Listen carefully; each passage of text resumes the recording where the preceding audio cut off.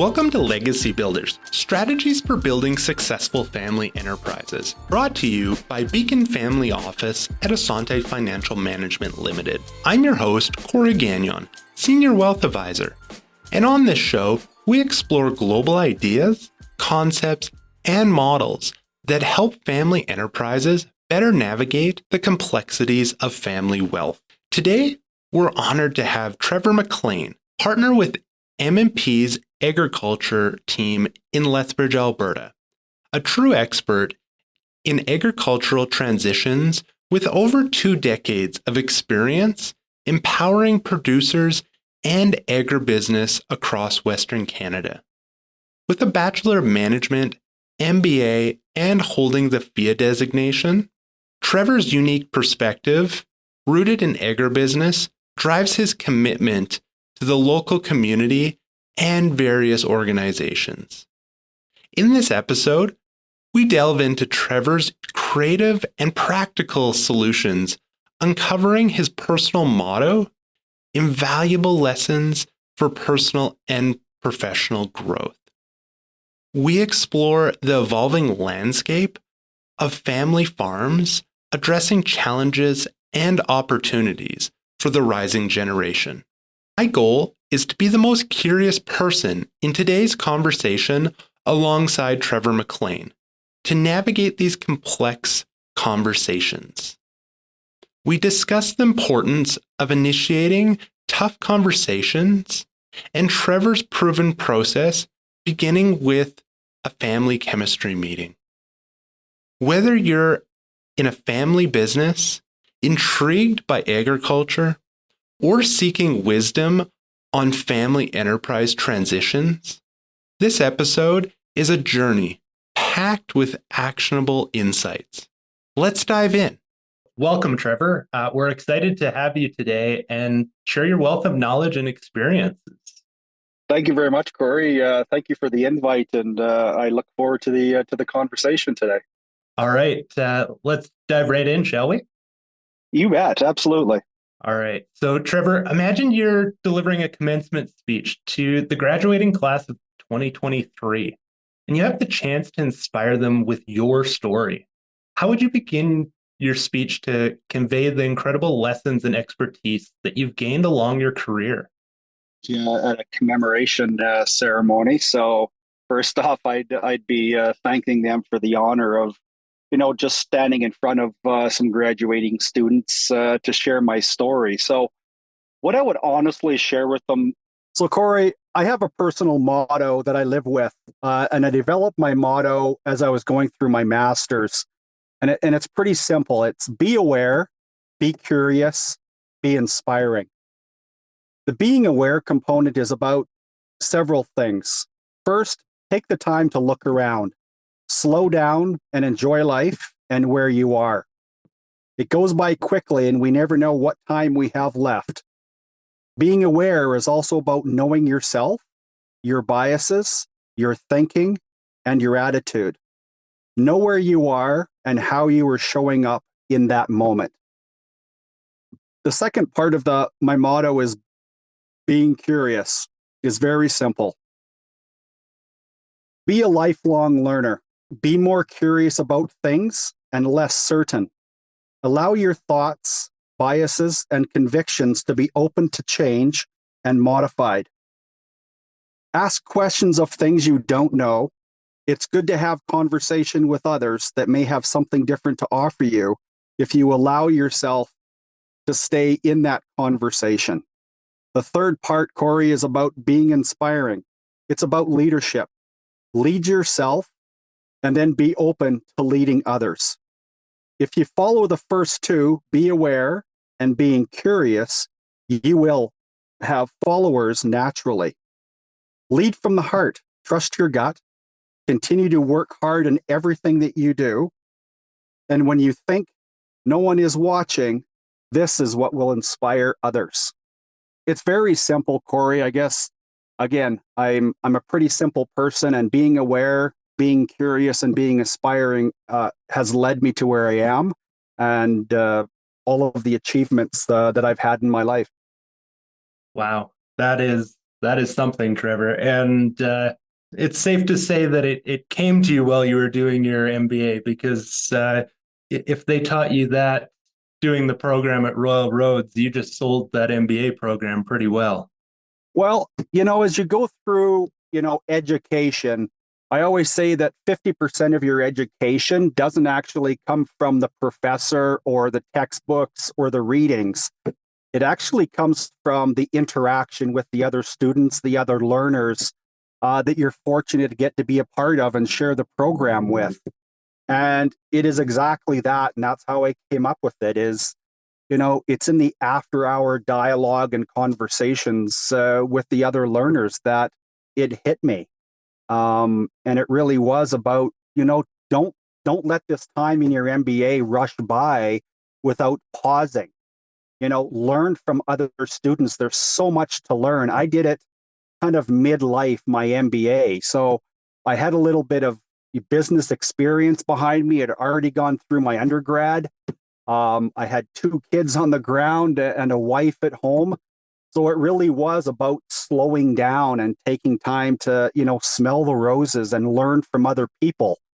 And it just opened me up to really just be humble, ask a lot of very good questions, and just simply allow your own biases and convictions and thoughts to be challenged.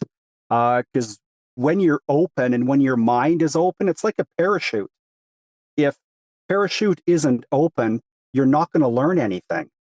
So if you treat your mind in the same manner and your belief systems and everything else, it's amazing, how beautiful life journey can be. I love the analogy to the parachute, and luckily the stakes aren't as high for some. I think that's a great way to explain it. And Trevor, I want to go back to taking the time to look around because you Mhm. spend a lot of time on the Canadian prairies. Tell me a little bit of the looking around component to your motto there. The looking around is part of what is surrounding us, and we're very fortunate in Canada, especially in the prairies, to have the landscapes that we do around us, from the Canadian Rockies to the grasslands where livestock is raised, to the prairies where crops are grown that feed the world. Different cultures, from the Hutterites to the Mennonites to all of the immigrant people that have come before us and the indigenous communities that we're surrounded by. When you actually step outside and again allow yourself to be just a little bit vulnerable and have a conversation with people that are complete strangers, we are in some glorious lands, and I absolutely love it. My job allows me to go to different corners of Western Canada and little pockets of beauty that are just absolutely inspiring, that people choose to live where they are, miles from nowhere. But the beauty is literally 360 degrees around them. I love that. And I think that really goes to the asking questions component and that curiosity of why do people live where they live and do what they do. Absolutely. And I've spent my career basically surrounded by agriculture by choice. That's where my family heritage is from the Hand Hills area of Alberta. It's beautiful, and people choose to live in remote areas. Obviously it's not for the money, and it's a lot of it is for the lifestyle and the peace and the tranquility and not being beholden to quote unquote a boss, and that you get to lead yourself every single day. And I applaud the people. And many days I'm very empathetic that I would love to be sitting in their shoes, just doing what I want to do every single day. And I have fortunately found a lane in life and career that allows me to stay connected to agriculture and the producers that are very much part of what I get to do. That's great, Trevor. And now going back to the people choose where they are and where they live, there's some generations that have chosen not to continue to live where their ancestors did. What are you finding from that perspective as the younger generation in some of these areas? How are they, transitioning, and as some of them move to the city, but some still stay on the farms? How is that changing the landscape?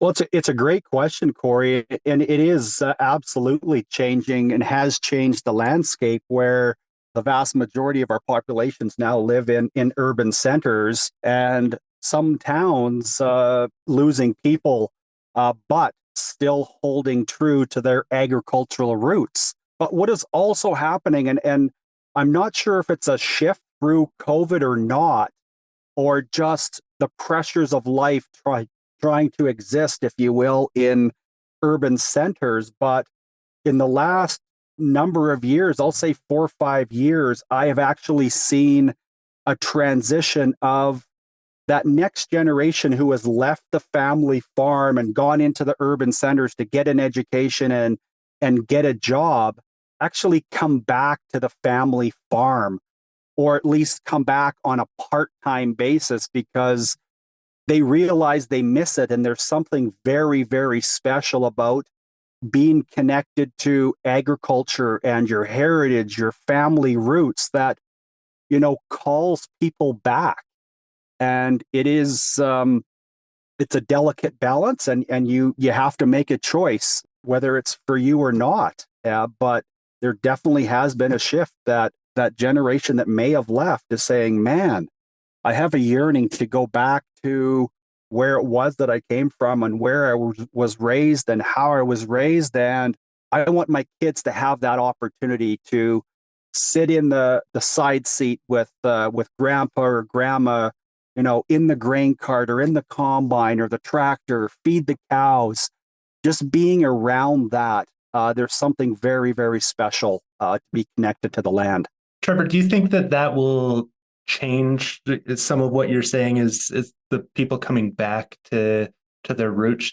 Do you think that decline in the number of family farms that we've seen over the last, longer than that 4 to 5 years that you speak of, do you think maybe some of this trend might stabilize or reverse a bit? Corey, I definitely am not a economist by any stretch of the imagination. I have no connection to sociology, but I would say we're never going to get back to the numbers that were in rural areas.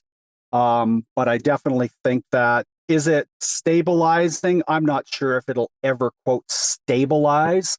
I'm just thankful that, honestly, when I do talk to families where they have kids that are desiring to come back, that is supporting of people wanting to get back to a simpler way, is what I look at. People just want a simple life. They obviously want to make enough money they can provide for themselves, their family, and have a great life. But will it ever stabilize? I'm not sure. There's such a calling for urban centers because it's easier to get around, and then to call it the, quote, benefits or things that we like to consume in life are just more readily available in the urban centers than they are in rural. And I think that's part of the calling is, it's an easier lifestyle when you're in an urban center versus rural. It's not as private, granted, but everything is more convenient. Absolutely. Yep. And there's a lot that we pay for convenience in life, and privacy is absolutely one of those. Trevor, as we talk of privacy or the things that are happening within those communities, growing up in a small town, I understand that there is no privacy as much as you might think it. Everyone knows each other's business, and sometimes that coffee table chatter is powerful, and sometimes in a dangerous way. And I wanted to ask you about some of those conversations that are happening around the coffee tables, be it in households or maybe around the local coffee shop, as we're talking about the next generation, and and preparing those family farms for what's up ahead? Well, another good question, Corey, and I'll start by saying that there's a realization that transitioning is more difficult than I think a lot of people thought. Just starting the conversation is difficult. Family dynamics, of course, when you think about different personalities in the same household, different levels of expectations, levels of quote need in families, all of that plays a part in succession. And I think that if you sit around a coffee table and talk to whether it be your family or people in the community, we are at a stage in Canada where in the next decade, the vast majority of agricultural farms are going to transition. It's a big number as far as households that are going to transition or farms are going to transition. But when you think about the dollars that are involved in that transition, there is not a bigger bucket of wealth that is going to transition in that decade than in agriculture. And I think that is one of the complexities that families are struggling with, is just the sheer wealth number and what do you do with it all? Because most family farms didn't start their family farm to get wealthy. But now, because of circumstances and time value of money, farms from corner to corner of our great country are worth a lot of money. So that component of wealth that's trapped in these family farms has created unintentionally a lot of additional complexity when it comes to planning your family transition. And those complexities that you see, Trevor, and you talked about the just even beginning the conversation, it seems to be a large mountain to climb for most families as they begin to think of that. How do you navigate that with families as you're traveling this great country? I think first, simply just need to lay out a process. And it is a process that I follow with families. And it starts with, having a family chemistry meeting, talking to the family and say, kind of, here's what's in store for you. What does it look like? Where does everybody sit? Open up that tough conversation that families don't want to embark on themselves, and that tell me your expectations at the end of transition. What does it look like? Where do you want to be sitting in the 3-circle model: family, business, and ownership? And what is the time frame that goes along with that? It really is. It sounds simple, but I think that's where, again, I've had success, is really distilling it down to the simplicity of having family conversation and opening up those hard, soft areas that families don't like to go down for fear of, upsetting the family dynamic. What's the difference between the chemistry meeting and really anything that the families had before? Do you find that you get a lot of ahas? I have had an incredible amount of aha moments as I speak to families. So when I break away from the chemistry meeting and the family is engaged and said, yes, okay, we realize that we need some support to help us navigate through this, succession or family transition. It's having one-on-one conversations with the individuals that are involved in family, business, and ownership, and asking them an array of questions. That's where the aha comes out. And it's very simple. I think people, as an advisor and family business advisor, I don't have a bias. I don't have any preconceived expectations or notions about what needs to be done. I just simply ask questions and probe and get people to open up. And it's an amazing gift that I'm afforded every single time I get to work with families about the stories that are revealed, where people are at and how they got to where they're at. Those are, in each situation, there is an aha moment, I think, for myself and also for the individual, because they often hold on to things and are waiting for that moment for somebody to ask them the question, whatever that question is that allows them to get something out or onto the table. And that is the power of conversation, especially when you come at it from this curiosity mindset and unbiasedness, is that people are willing to talk. I always say when you get a farmer talking about his farm, there is nothing more glorious than that, because they truly open up, and you get to hear about when it started and what it looked like when they first got there, and all of the riches of their labor and the family and the growing up of everybody, and whether it's congregating around the dairy parlor, or the branding or the harvest parties, all of those stories that are part of a family story is what comes out. And it really is, it's a gift every single time when I get to hear the words from the people when they share it with me. What a gift and an opportunity that you have fit so nicely into your model of being curious and asking questions. One of the things I wanted to go back in your motto, you talked about being open to change. And, change can be scary for many. And I think of those family stories and how amazing many of them are, if not all of them are. Some have some challenges in them, Trevor, but going back to that open to change component, and really, how do you find that fits into some of these families as they navigate the transition? Well, I have been changed through again my position here as a family business advisor, and that I've really come to understand that every family has a story, and don't be so judgmental when you're looking at somebody from the outside. Don't rush to judge anybody or any certain situation or circumstance.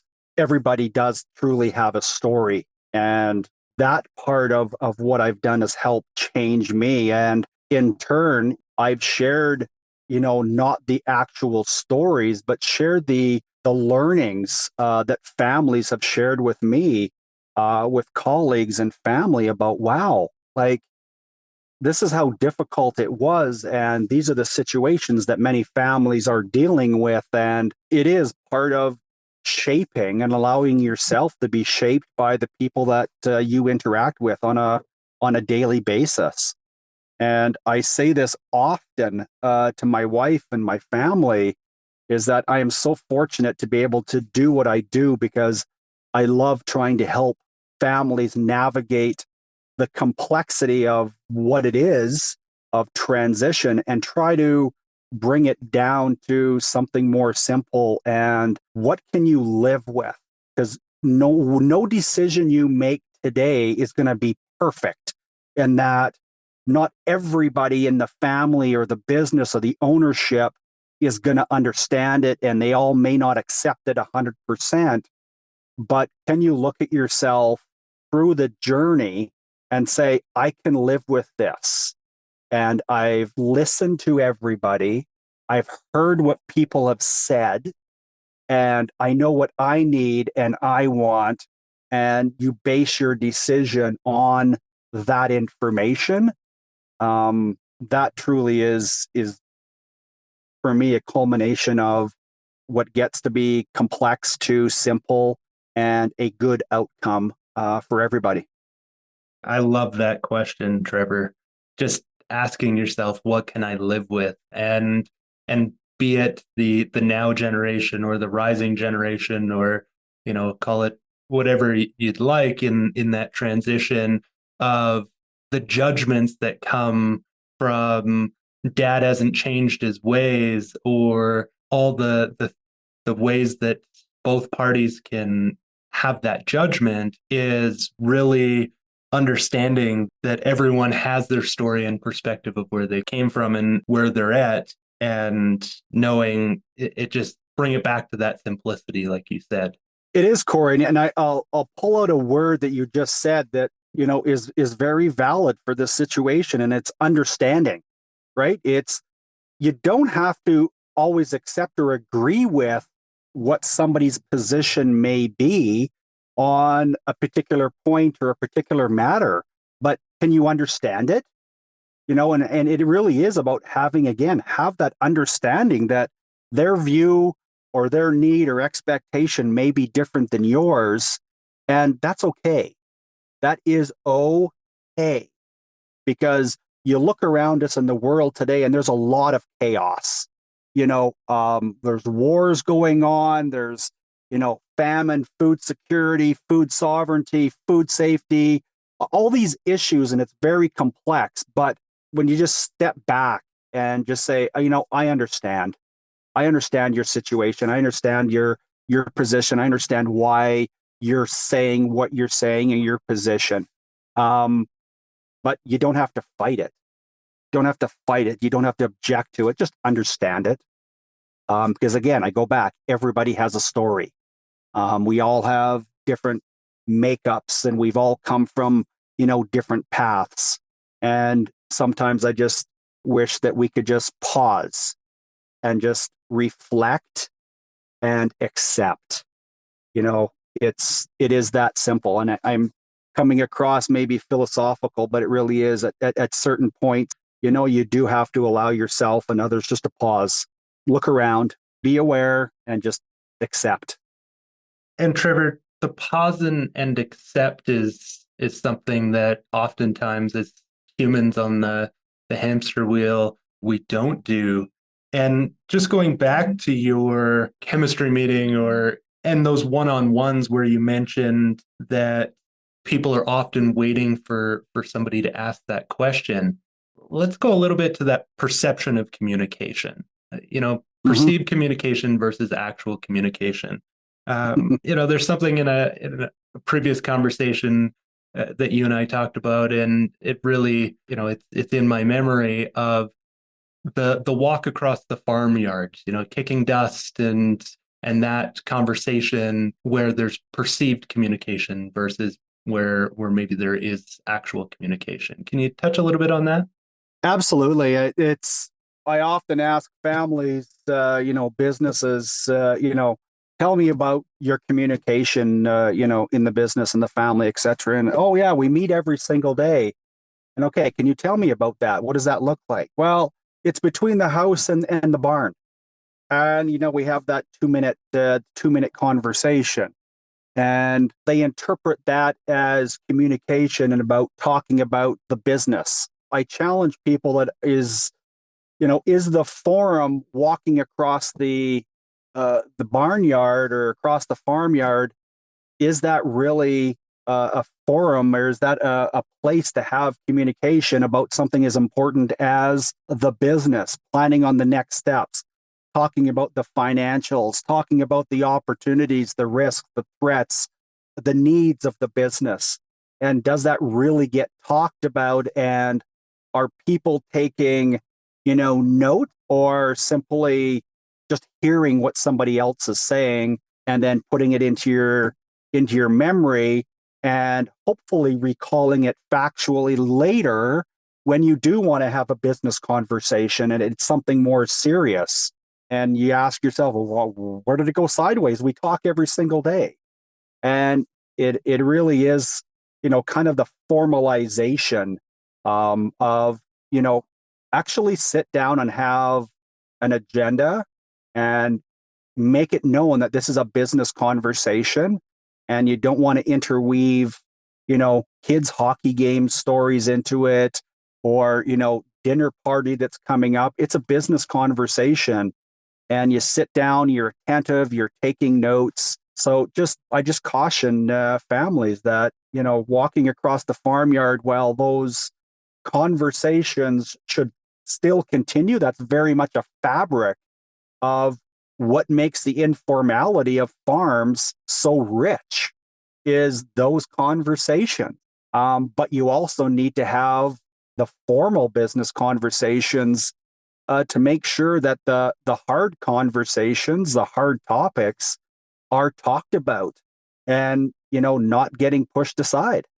And going back to the complexities and the wealth that's been created in these these agriculture businesses, Trevor, uh, if you rewind to the beginning, it wasn't the formalities of business that was the reason why these people started their operations. So that transition to adding that formality, I'm sure it can be quite difficult. It's very difficult in many situations.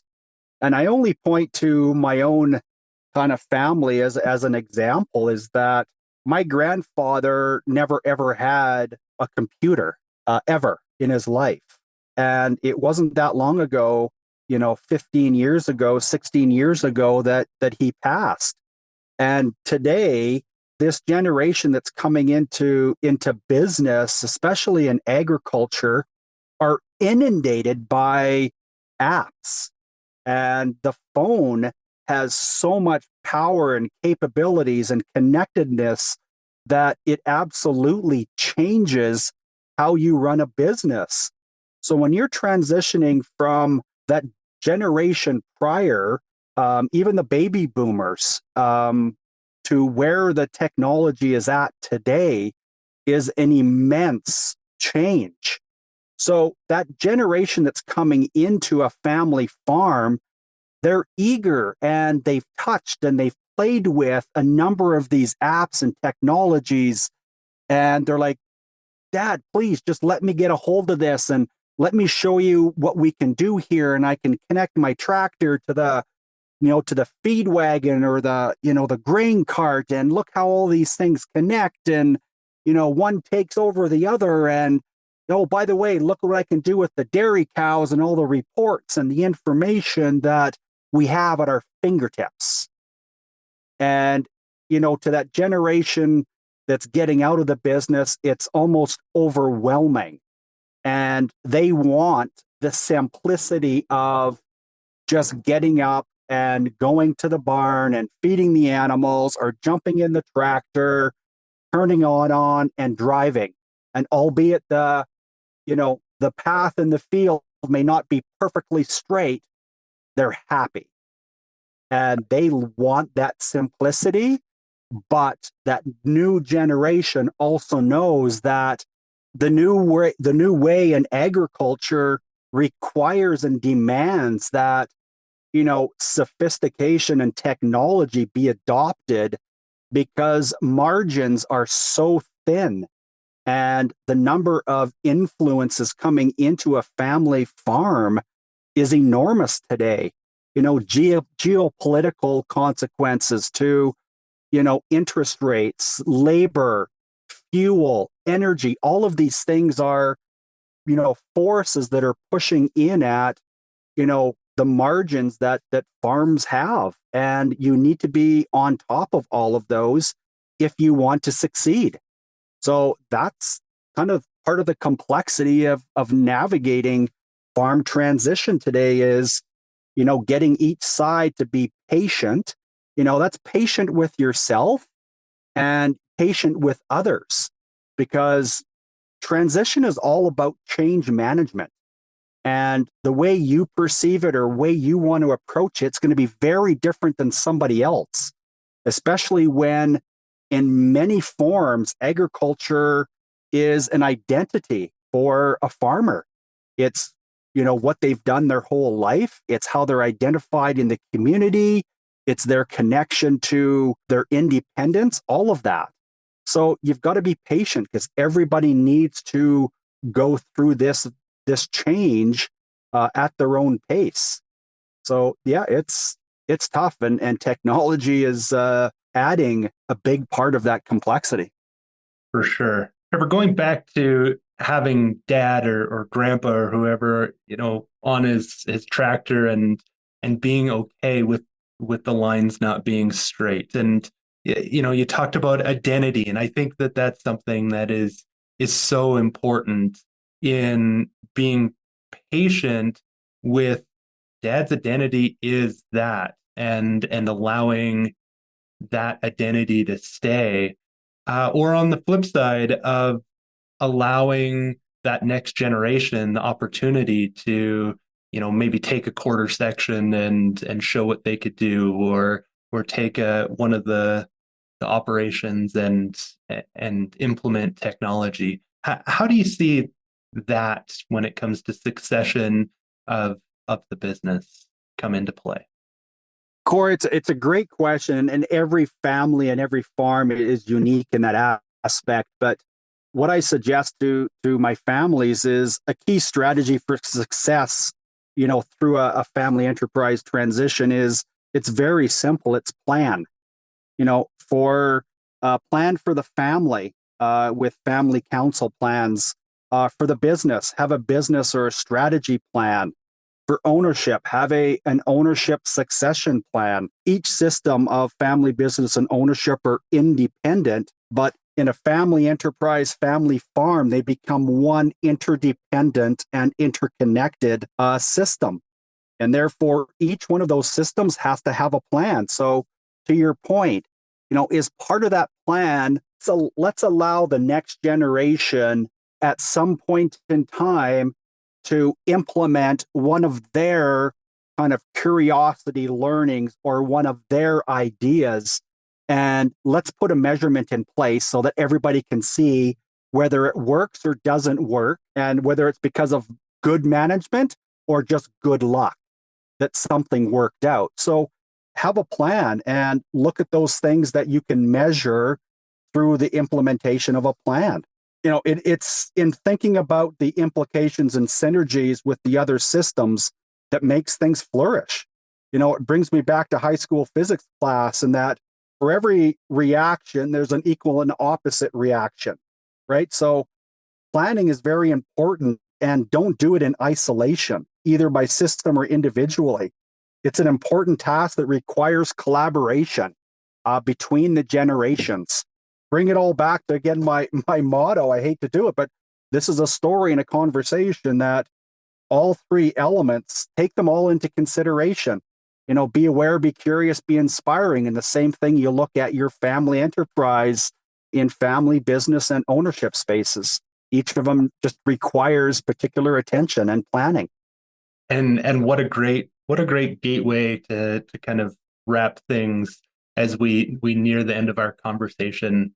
And before we wrap up our episode and our conversation today, Trevor, there's a few questions that I ask each guest. Are you ready for the hard ones? You bet, Corey. Shoot away. All right. This is like the hot stove. Feel like Don Cherry's asking me a whole bunch of questions on the hot stove here, Corey. So let's get on with it. All right. So if you were to funnel it down to one key strategy you believe is most essential for building a successful family enterprise, what would that one strategy be?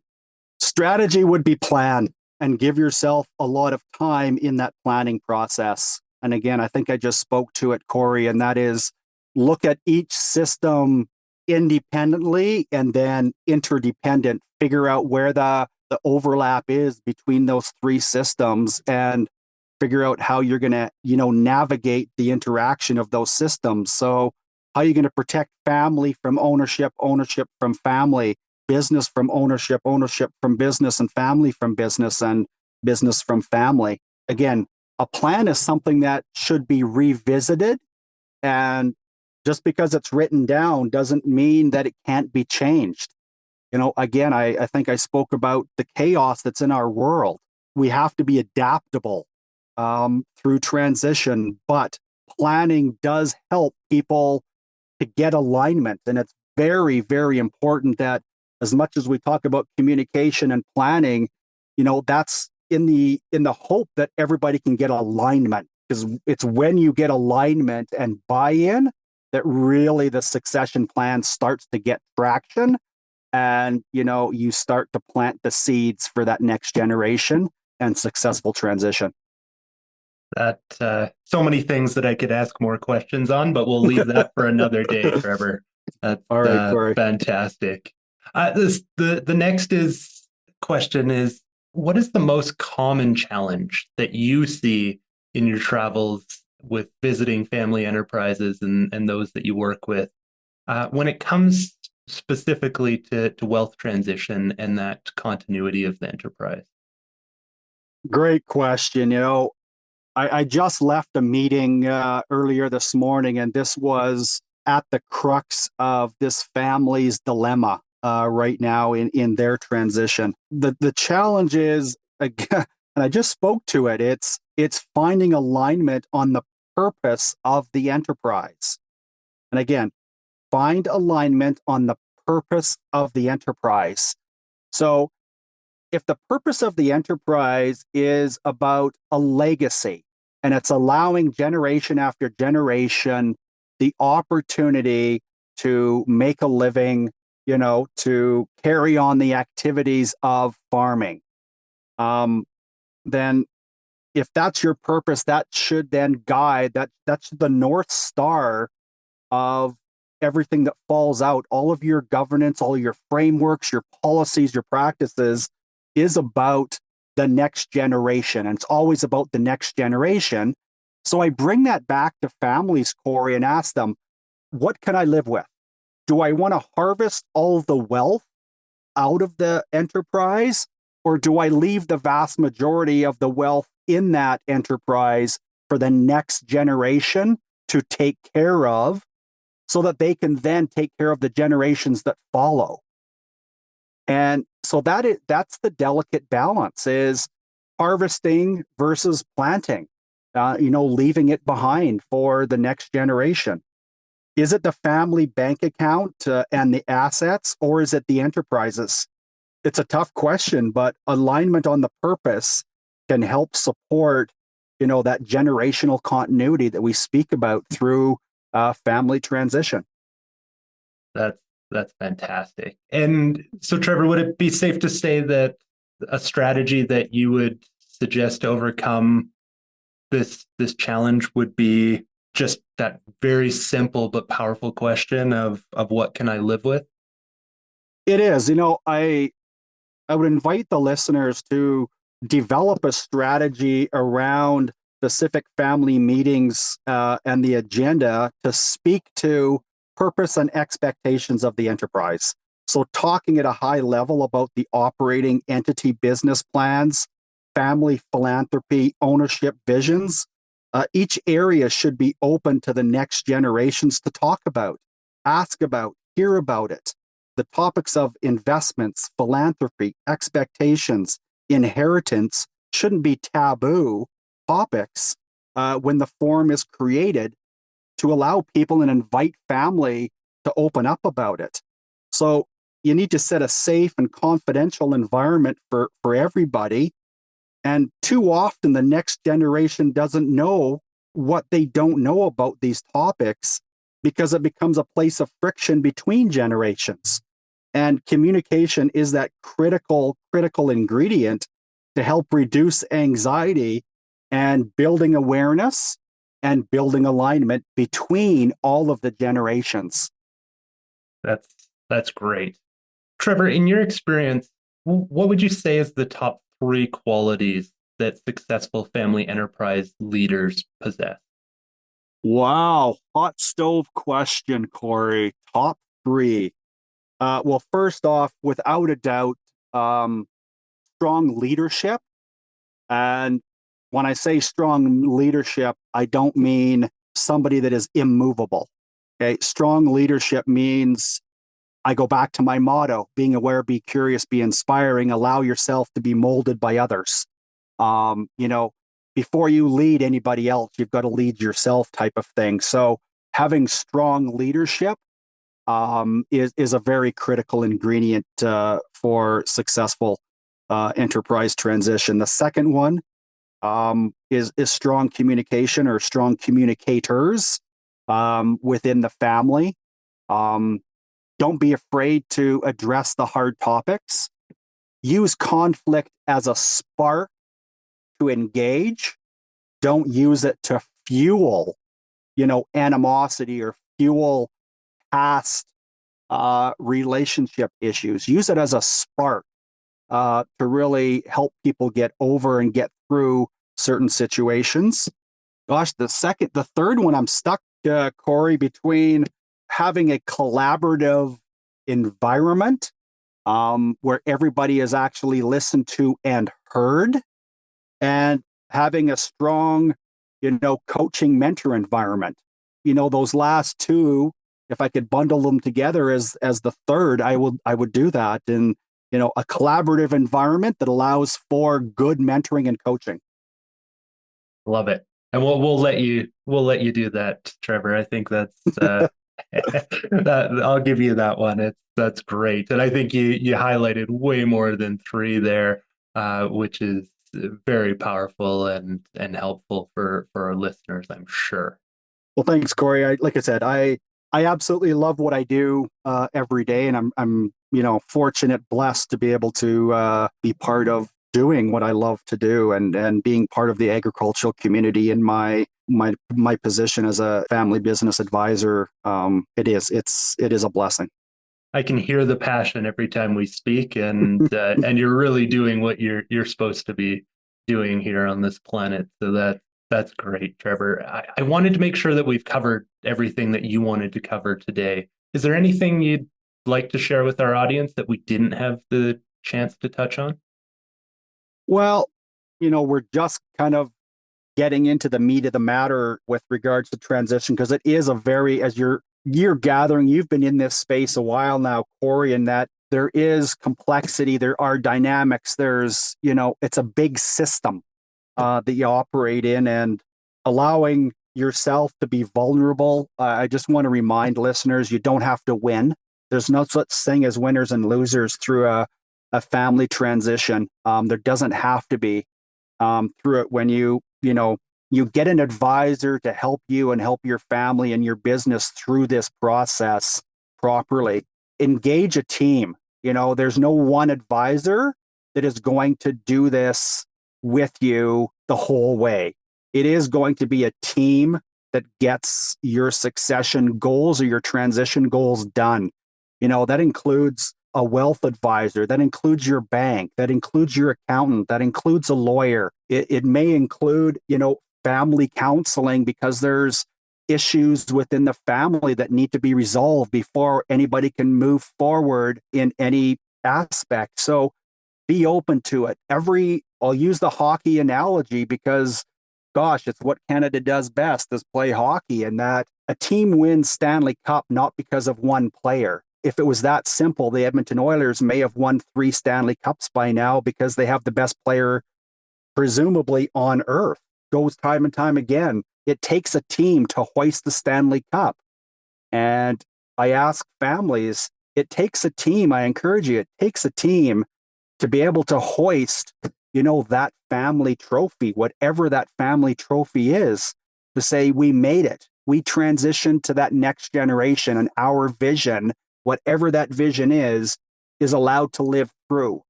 So embrace the idea of bringing a team in to help you get your goals achieved, because it's very important. And along the way, you will find that if you bring others into the decision-making process and idea generation, what you thought was possible really becomes achievable at the end of the day.